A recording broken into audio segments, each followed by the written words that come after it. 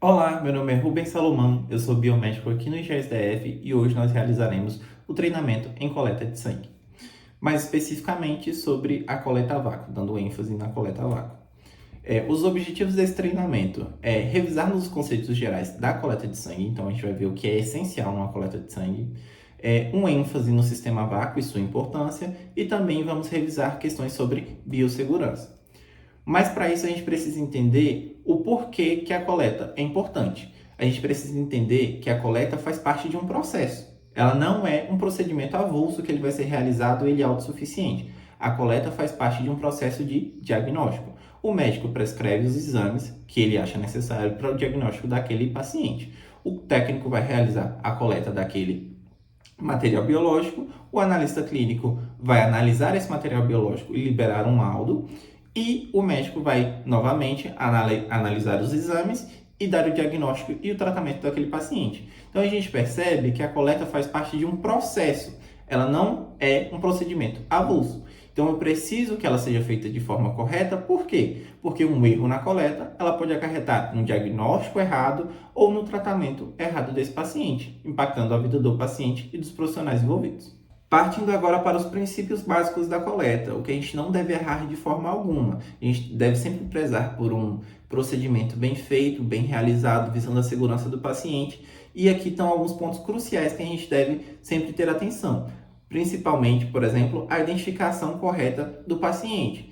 Muitas vezes a gente tem pacientes com nomes iguais no atendimento. Vou ter duas Marias do Nascimento Silva, mas com a identidade a gente consegue verificar se esse paciente é o correto, com a data de nascimento, com o nome do pai, nome da mãe. Então, filiação e data de nascimento nos traz uma conferência muito mais correta. A solicitação médica. Isso aqui vai nos ajudar com a separação do material e o material que deve ser coletado. Por quê?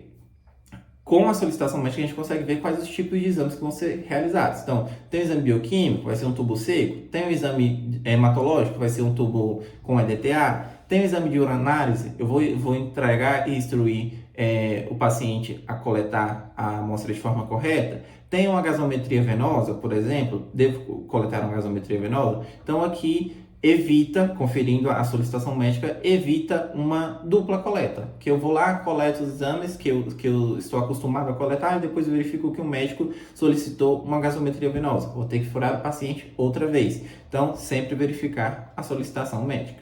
Então, depois de verificar a solicitação médica, eu vou separar os meus materiais de acordo com o que eu vou utilizar, os materiais que eu vou coletar. É sangue total? É soro? É urina? É gasometria venosa? Então, a partir da solicitação médica que eu vou separar os meus materiais. E higiene e preparo do paciente. Aqui a gente tem que se atentar à higiene do ambiente, se eu não tenho sujidades em cima da minha bancada, se da última coleta eu não deixei resíduos dessa última coleta em cima da minha bancada. Então, sempre se atentar à bancada e também a higiene das mãos e do paciente na realização da coleta. Vou instruir o paciente na coleta. Olha, dona Maria, vou realizar aqui a coleta do seu exame de sangue, vou realizar aqui a coleta com suave na sua narina, porque é o exame do Covid. Sempre explicar para o paciente o que vai acontecer. Isso evita que o paciente fique perdido ali. Ah, coletaram sangue, fizeram medicação, não sei o que fizeram comigo, sei que me furaram. Então, isso sempre acontece e a instrução do profissional com o paciente evita isso. É sempre importante o paciente saber o que está acontecendo com ele e é direito do paciente saber o que está acontecendo com ele. Métodos de coleta. Aqui a gente vai ver a diferença entre os dois e por que escolher cada um. Não é porque o sistema fechado ele é o mais recomendado que ele sempre será o recomendado em todas as situações. Em cada situação eu vou ter uma coleta ideal para aquele paciente. Então, o sistema aberto é o mais conhecido, então eu vou utilizar uma seringa ou agulha, eu vou ter maior manipulação dessa amostra e um risco maior de hemólise e de coágulo também na formação, uma formação de coágulo maior nos tubos de análise. Por quê? Porque eu vou ter a maior interferência humana nesse sistema. Eu vou ter que transferir a amostra de um recipiente para outro, da seringa para o tubo. Então, isso traz uma maior manipulação da amostra e um maior risco de contaminação, um maior risco de hemólise, um maior risco de coágulo em tubos que não deveria ter coágulo, tubos com anticoagulante. Já no sistema fechado, como o sangue, o material, parte do paciente diretamente para o tubo de análise, eu tenho menor risco de hemólise, tenho menor risco de coágulo, porque ele já vai puxar na quantidade correta. Então, eu tenho um vácuo pré-estabelecido no tubo que vai puxar exatamente a quantidade correspondente à quantidade de anticoagulante e de reagente que eu tenho ali dentro do tubo. Então, a coleta a vácuo ela é mais segura e é o padrão ouro hoje nas análises clínicas. Então, aqui no sistema a vácuo, como falamos anteriormente, a gente tem tubos pré-evacuados, o que significa que eu retirei o volume de oxigênio que preenchia aquele tubo, correspondente à quantidade de sangue que eu preciso que esteja dentro daquele tubo para reagir corretamente com os aditivos daquele tubo, seja anticoagulante, seja ativador de coágulo, seja um preservador de morfologia celular. Então, por isso, eu tenho essa vantagem de que eu tenho uma quantidade correta e coesa com os aditivos do tubo. Então, eu não vou ter um erro pré-analítico decorrente da quantidade de sangue. Vantagens do sistema a vácuo. Eu tenho uma segurança biológica maior. Estatisticamente, a gente tem menos acidentes com o sistema a vácuo do que com o sistema aberto, justamente porque eu não tenho essa manipulação de transferir o material biológico da seringa para o tubo de amostra. Então, eu também tenho aqui a maior qualidade da amostra, justamente pelo que eu falei anteriormente. Eu vou ter a quantidade do reagente e do sangue compatível com o que eu preciso. Então, eu evito ali uma coagulação indesejada, por exemplo. E o volume padronizado aqui, que resume tudo que a gente falou anteriormente em relação à quantidade de anticoagulante, de aditivos e da amostra em si. Então, ordem da coleta padrão. A sequência correta dos tubos é crucial para evitar contaminação cruzada dos aditivos e garantir a validade dos resultados. Essa ordem aqui, ela deve ser obedecida justamente pelo que a gente acabou de ler. Por quê? Vamos supor que eu colete a amostra sanguínea do paciente, vou lá, coloco no tubo de EDTA e eu tive a contaminação do tubo, da amostra com o EDTA, o aditivo EDTA mais um anticoagulante. Então, quando eu transferir ele para a amostra, para um tubo seco, por exemplo, que eu preciso que coagule para a formação do soro, eu não vou ter a formação desse coágulo porque ele está contaminado. Por isso, essa ordem correta. Então, tudo começa de acordo com a prescrição. Claro, não tendo isso na prescrição, você apenas pula esse tubo. Começo com a hemocultura, depois vou para o azul, que tem citrato. Terceiro, pode ser o vermelho, dourado ou amarelo. A gente tem variações dessa coloração nesses tubos, que é o tubo de soro, o tubo seco, ou ele também pode conter um ativador de coágulo. Logo depois, a heparina, que é o verde. Geralmente, na nossa unidade, a gente não tem o tubo verde, mas a gente tem a seringa heparinizada. O EDTA e depois, que é o roxo, e depois a glicose, que é o cinza, que a gente não utiliza na unidade, mas pode ser que algum dia passe a utilizar. Técnica de coleta passo a passo. Vamos lá, como é que a gente vai revisar isso? Como todos aqui já são profissionais capacitados, treinados e formados para tal ato, a gente vai apenas revisar, relembrar cada passo. Então, a primeira coisa, a gente vai fazer a higienização e paramentação do local e do profissional. Depois, a identificação do paciente, a escolha do sítio de punção. Lembrando que a identificação do paciente a gente realiza com a identidade. A escolha do sítio de punção, então eu vou escolher o melhor sítio, avalio se não tem nenhum impedimento para aquela coleta. Se o paciente não está acoplado no soro, no membro que eu iria coletar. Se o paciente não tem uma fístula, no membro que eu iria coletar. Então eu identifico e escolho o sítio a partir dessas informações ou dessas preocupações que a gente tem que ter durante a coleta. Vou garrotear no máximo 1 minuto de garrote, então eu vou deixar para garrotear esse paciente quando eu já estou tudo preparado. Já identifiquei o paciente, já estou com o material separado, já identifiquei o sítio de punção, então aí sim eu vou garrotear. Por quê? Muitas vezes a gente garroteia ali porque o paciente já sentou e aí sim vai separar o material. Não posso fazer isso. O que eu tenho que fazer é garrotear quando já está tudo pronto para evitar que fique mais do que 1 minuto. Por quê? O garrote com mais de 1 minuto causa hemólise na amostra do paciente. Realizo a disepsia e a punção. Vou realizar a inserção dos tubos. Aqui a gente está falando de uma coleta a vácuo. Então, eu com o adaptador e com a agulha para coletar a vácuo, inseri, fiz a punção no paciente, percebi que está dentro da luz do vaso, aí sim que eu vou inserir o tubo na ordem que a gente falou anteriormente. Depois, remoção suave dos tubos e vou remover o tubo para depois remover a agulha. Porque quando eu removo o tubo ou a agulha acoplada com o tubo, eu tenho maior chance de causar um hematoma no paciente. Então, eu realizo a remoção do tubo, remoção da agulha, compressão no local com algodão, pode pedir para o paciente comprimir se for possível, e vou fazer o descarte seguro dos materiais. Lembrando que material contaminado, lixo branco, material pérfuro cortante, no descarpaque, na caixa apropriada para esse descarte. Cuidados essenciais durante a coleta. Não agitar vigorosamente os tubos. Eu vou inverter suavemente para misturar os aditivos, porque se eu sacudir esse tubo, se eu misturar com muita assiduidade, o que vai acontecer? Eu vou ter hemólise, que vai inviabilizar a análise da amostra.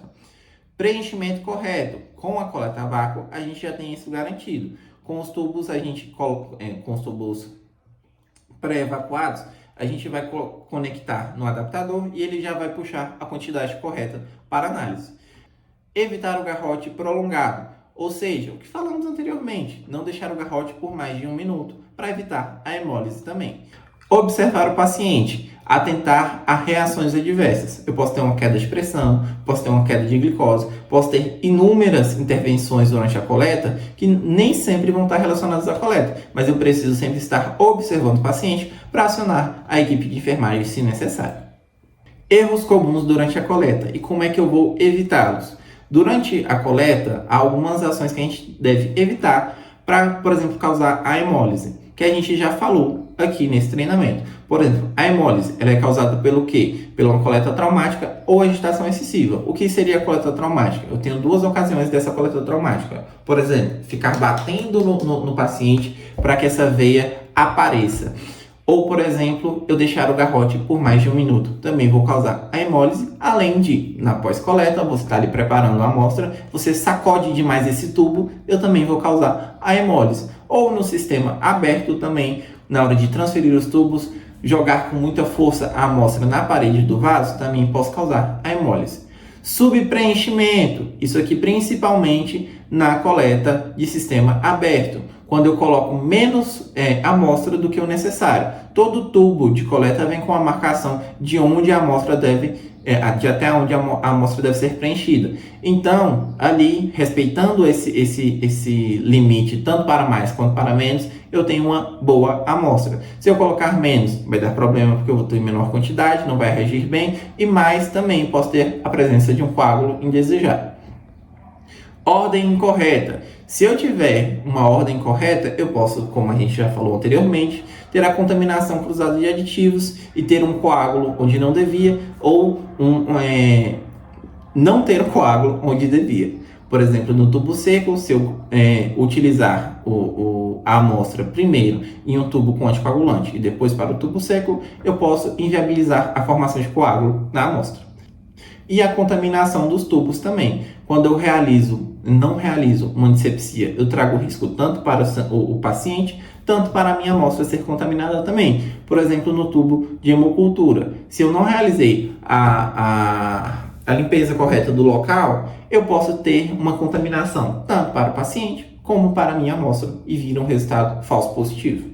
Já em relação à biossegurança na coleta, a gente tem alguns pontos aqui a se averiguar. Por exemplo, o uso do EPI corretamente. Então, vou utilizar luva no momento da coleta, utilizar máscara. Às vezes o paciente está ali com uma doença que é transmissível por aerossóis. Então, a gente deve utilizar a máscara no momento da coleta e o óculos de proteção também.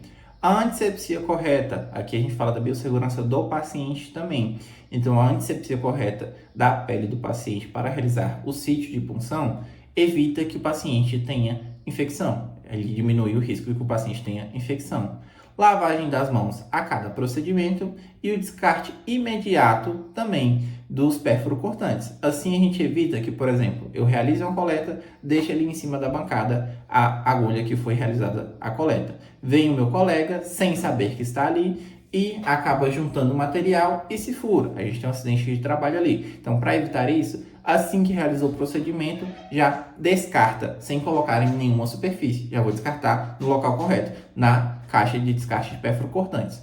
Então, ali eu já evito, por exemplo, um acidente de trabalho.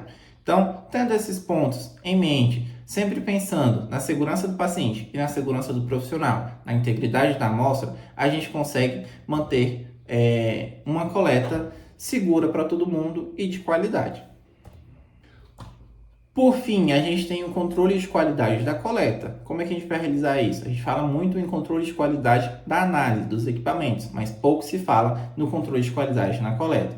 Então, eu vou ter um registro preciso das amostras, então eu vou ter uma identificação correta do paciente e também o registro que aquela amostra foi realizada. No caso, a gente tem um controle na unidade através do controle do caderno de coleta. A gente vai lá, etiqueta sempre que realizou uma coleta, identifica quem foi que fez aquela coleta.